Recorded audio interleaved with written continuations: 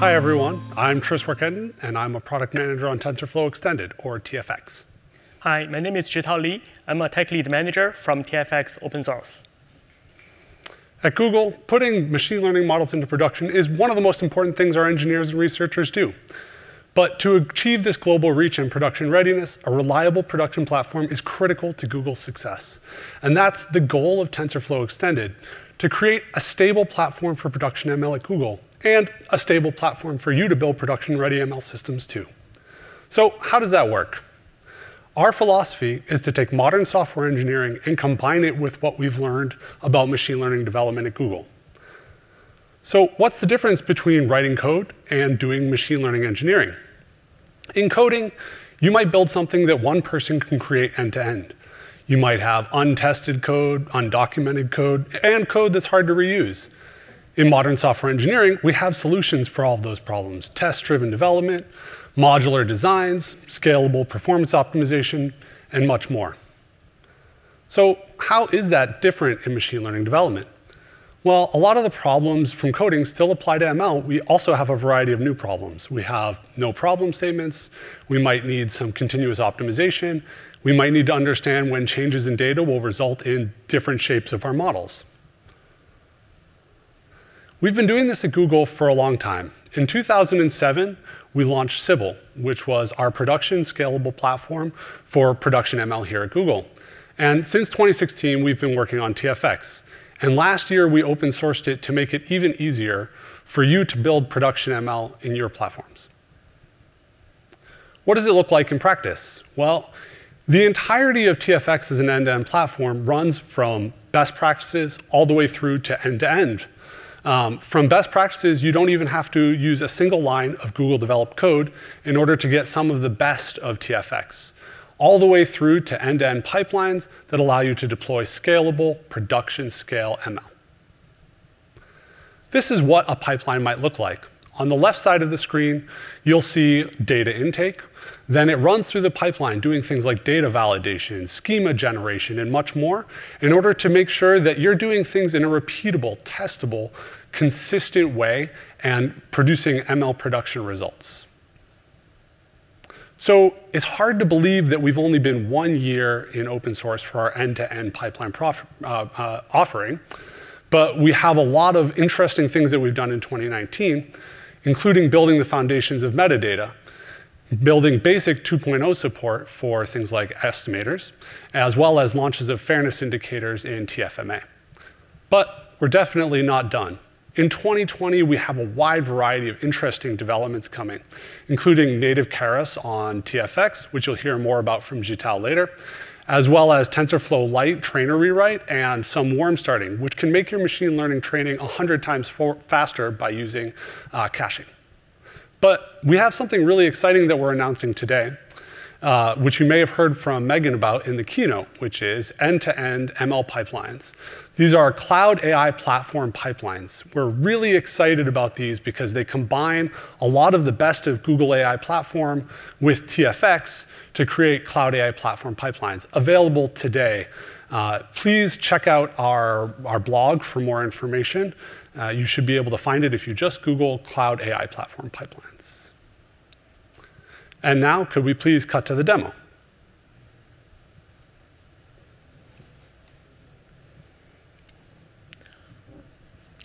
So I'll be giving an explanation about this demo. This is the Cloud AI Platform Pipelines page. As you see, you can see all your existing Cloud AI Pipeline clusters in this page. We've already created one, and this page can be found as AI Platforms Pipelines tab from the left of the Google Cloud Console. If you don't have any pipelines cluster created yet, you can use the New Instance button to create a new one. This gives you a click button experience about creating clusters, which used to be one of the difficult jobs in the past. You can use the config button to create Cloud AI pipelines on Google Cloud. This gives you Cloud AI pipelines based on Kubernetes, runs on Google's GKE. You can choose a cluster to run it from, choose the namespace where you want to create a cluster inside, and choose your name of your cluster. Once you're done, you can simply click deploy and done. Since I already have a cluster, I will open up the pipeline dashboard here. In this page, you can see a list of demo pipelines that you can play with. You can see tutorials about creating pipelines and doing various techniques. And you can use the Pipelines tab from the left to view all your existing pipelines here. Since this cluster is newly created, there is no TFX pipelines in it yet. We are going to use the newly launched TFX templates to create the cloud AI pipelines in this cluster. This is a Cloud AI notebook. I'm pretty much using this as a Python shell to run some simple Python commands. First, you set up your environments and making sure TFX is properly installed together with some other dependencies, making sure you have environment variables like path properly set up, and the TFX version is up to date. Now, you're making sure you have a Google Cloud project properly configured, and configure the Cloud AI Pipelines cluster endpoint. Simply copy that from the URL into the notebook shell.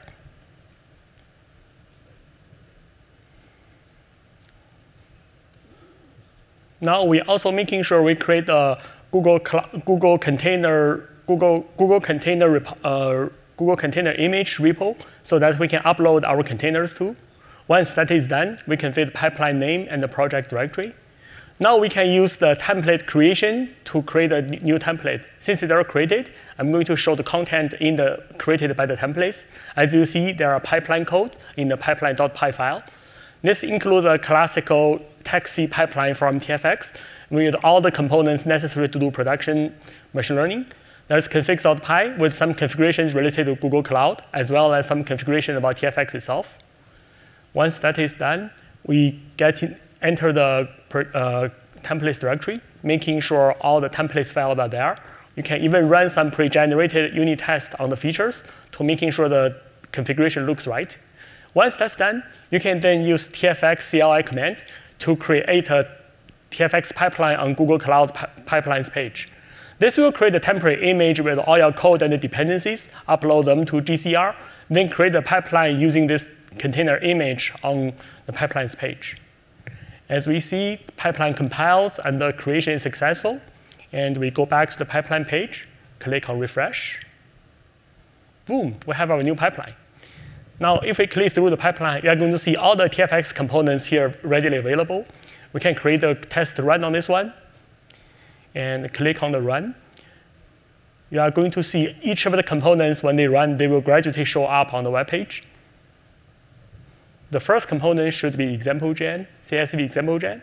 Yes, it is there. This component has started running. You can click on it.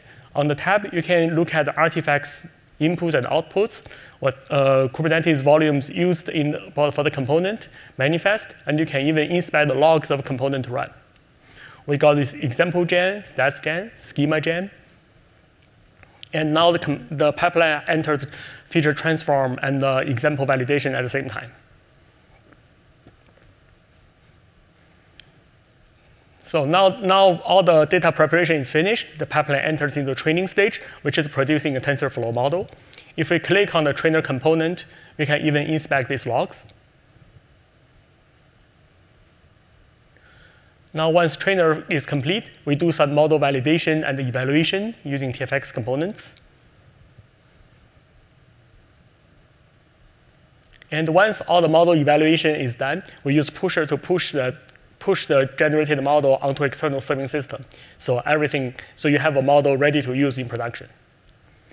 You can also use the tabs on the left to navigate on existing experiments, artifacts, and executions. We are going to take a look at the artifacts generated from this pipeline using the artifacts type. So here you can see you have a pipeline. If we click on the model output artifact from trainer, that represents the TensorFlow model. This is the artifact in ML metadata. We can see it's a model artifact produced by trainer. And this is a lineage view of the model. This explains what components produce this model from what input artifacts, and how this artifact is further used by other components, which takes this one as input, and what outputs generated from the downstream components. OK, this is all of the demo. Now I'm going to talk about another important development in TFX, which is supporting native keras. For those of you who are not very familiar with TensorFlow 2, let me capture a little bit of the history. TensorFlow 2 was released in Q3 2019 with a focus on providing a more Pythonic experience.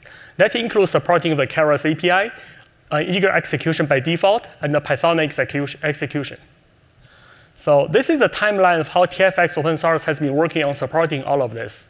We released the first version of TFX open source in the last Dev Summit, which only supports estimator-based TensorFlow training code. Back to last TensorFlow World, TensorFlow 2.0 was launched, and we started working on supporting the Keras API. Oh, previous slide, please.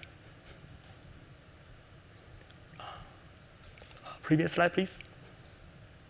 Back to Q4 2019, we released the basic TensorFlow 2.0 support in TFX 0.20. In that version, we supported TensorFlow 2.0 package end-to-end with a limited Keras support with Keras to estimator. And now, in the latest release TFX, I'm happy to release, we are releasing an experimental support of native Keras training end-to-end. So what does that mean? Let's take a deeper look. For data ingestion analysis, everything pretty much remains the same because TFDV, our data analysis library, is model agnostic. For feature transform, we added a new Keras compatible layer in TFT library so that we can transform features in Keras model. This layer will also take care of asset management and model exporting. For training, we created a new generic trainer executor which can be used to run any TensorFlow training code which exports a saved model.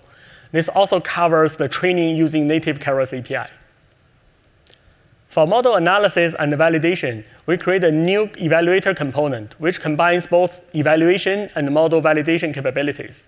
This new component supports native Keras out of box. And finally, when it gets to model serving validation, we will release a new component called infra validator. This component can be used to verify inference requests with TensorFlow serving binaries to making sure any exported TensorFlow model can be used correctly in production, including anything trained with native Keras. Now, let's take a look at a case from one of our partners, Conquer Labs. Conquer Labs is a team in SAP Conquer that explores new ideas and building prototypes. They help all the developers in SAP Conquer using ML effectively in their solutions. To do this, they need a modern machine learning pipeline that secures, scales, and fits in their data platform. They find that TFX with native Keras trainer allows them to do more things. One of the successful stories here is an efficient BERT deployment. With the TF and the Keras, they can create simple models by using TF transform for the data preprocessing, using state-of-the-art models from TensorFlow Hub, and create simple model deployments with TensorFlow serving. The applications here covers some of the sentimental analysis and some of the question and answer type problems. They also create the TFX pipelines to build preprocessing steps in exported BERT models. We just published a blog post on this, so feel free to check out the TFX blog post. Another successful story is TFX pipelines for TF-Lite models. This means they can create the TFX pipelines that produce two models, one in saved model format and one in TensorFlow Lite version. This simplifies their pipeline building process and reduces manual conversion steps. One of the most important things for the future of our ecosystem is great partners, like all of you out on the live stream. We hope you will join us to help making TFX work for your use case. Some of the areas we would love your help including portability, on-prem and multi-cloud, Spark, Flink, HDFS integration, as well as data and model governance. One of the great things about TFX is the wide diversity of the ways it can be used. We have an exciting guest from Marcel from Airbus. He could not be here physically today, but he recorded a video to talk about one of the interesting ways to use TFX, which is TFX in space. For more, here is Marcel.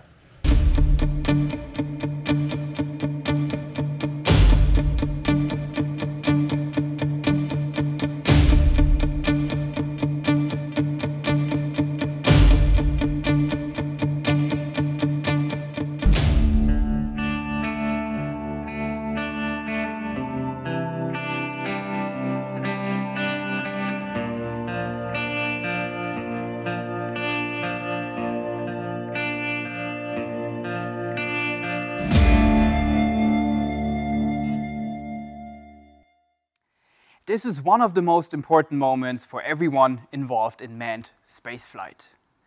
This is why we at Airbus are working hard and keep on innovating to ensure everyone on that space station is safe and can return back to Earth, to friends and family. Hello everyone, my name is Marcel Rummens, and I have the honor to tell you how Airbus uses anomaly detection with TFX to ensure everyone's safety on board the International Space Station. You might ask yourself, Airbus, space, how does that fit? Well, Airbus actually has many different products, like commercial aircrafts, helicopters, satellites, and we are also involved in manned spaceflight. For example, the Columbus module, which is part of the ISS. It was built and designed by Airbus and finally launched in 2008. It is used for experiments in space, for example, in the field of biology, chemistry, material science, or medicine. As you can imagine, such a module produces a lot of data. To give you an idea, we have recorded between 15 and 20,000 parameters per second for the last 10 years. And every second, we receive another 17,000 parameters. So we are talking about trillions and trillions of data points. But what does this data actually represent? Well, it could be any kind of sensor data. And we want to detect anomalies in it to prevent accidents. Let me give you an example. If you have a power surge in your electrical system, this could cause a fire. If you have a drop in temperature or pressure, this could mean that you have a hole in your module that you need to fix. So it is very important that we detect these anomalies and fix them before something can happen. Because just imagine for a second, it is you up there, 400 kilometers above Earth, and you only have these few inches of metal and plastic to protect you from space, this cold and dark place without any oxygen. If something would have happened to this little protection layer of yours, you would be in a life-threatening situation. This is why we already have countless autonomous systems on board the spacecraft to prevent these kinds of accidents. But with more and more automation, we can handle more complex data streams, increasing our precision of set predictions. But it is not about safety alone. It is also about planability and predictive maintenance. Because the sooner we know that a certain part needs replacement, the sooner we can schedule and plan a supply mission, decreasing the cost of said launches. How does this work? Well, right now this is a manual process. Our automation works in parallel with the engineers. Let me run you through it. We have our database on-premise, storing all these trillions and trillions of data points. And then we use a Spark cluster to extract the data and remove secret parts from it, because some things we are not allowed to upload. Then we use TFX on Kubeflow to train the model. First, we use TF transform to prepare the data, and then we use TF estimator to train a model which tries to represent the normal state of a subsystem, so a state without any anomalies. Once we've done enough hyperparameter tuning and we're happy with the model, we deploy it using TF serving. Now, here comes the interesting part. We have the ISS streaming data to ground stations on Earth, which stream the data to our NIFI cluster running on our data center. Here we remove the secret part of the data again, and then stream it into the cloud. In the cloud, we have a custom Python application running on Kubernetes, which does the actual anomaly detection. It will query the model. The model will try to predict the current state of a subsystem based on whatever it has seen in the past. And then using this prediction and the reality coming from the space station, we can calculate a so-called representation error. If this error is above a certain threshold, we can use this as an indicator for an anomaly. Now, if we have an anomaly, we create a report and then compare it against a database of previously happened anomalies. because if something like this happened in the past, we can reuse the information we have on it. And then the final step is to hand this over to an engineer who will then fix the problem. And this is very, very important to us because we are talking about human life on that space station. So we want a human to make the final decision in this process. But this is TF Dev Summit, so I want to have at least one slide about our model architecture.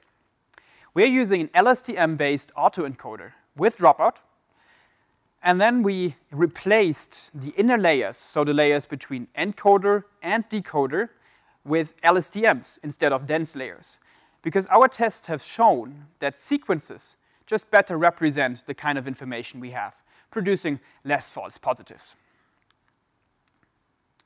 What kind of impact did this project have? Well, we have been able to reduce our cost by about 44%. Some of this is projected because, as I said earlier, we're running in parallel right now. But the cost benefit mainly comes from the fact that our engineers can dedicate more and more time on more important, less repetitive tasks. Tasks for which you really need that human creativity and intuition to fix these problems. Also, our response time has decreased. In the past, it could take hours, days, or sometimes even weeks to find and fix a problem. Now we are talking about minutes, maybe hours. Another benefit is that now we have a central storage of all anomalies that ever happened, plus how they have been fixed. This is not just good for our customer, because we have better documentation, but also great for us, because, for example, it simplifies the onboarding process for new colleagues. Next steps, looking into the future. We want to extend the solution to more subsystems and more products, like Bartolomeo, which is the latest addition to the Columbus module and scheduled to be launched later this month.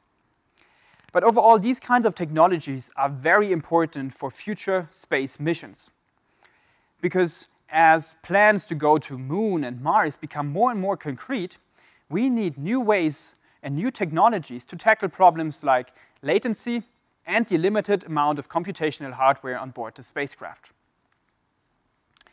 Coming back to TFX, we want to integrate more components, for example, the model validator, because now we have more labeled data that allows us to actually do this automatic model validation. And finally, the migration to TF2, which is ongoing, but very important to us because, of course, we want to keep up and use the latest version of TensorFlow. If you have any questions or want to learn more about the challenges we faced during that project, have a look at the Google blog. We will publish a blog post in the coming weeks that goes into more detail than I could do in 10 minutes. Before I close, I want to especially thank Philipp Grashorn, Jonas Hansen, as well as everyone else of the ISS Analytics team for their incredible work and support, as well as anyone else who helped to prepare this talk. If you have any questions, feel free to find me on the internet, write me those questions, I'm happy to answer them. And also, I will be available in the Q&A section of this live stream. Thank you very much, and goodbye. Thank you, Marcel, for the great video. And if you want to learn more about TFX, please check out our website, which has all the blog posts, user guide, tutorials, and API docs. Please also feel free to check out our GitHub repo with all the source code and engage with us on the Google group.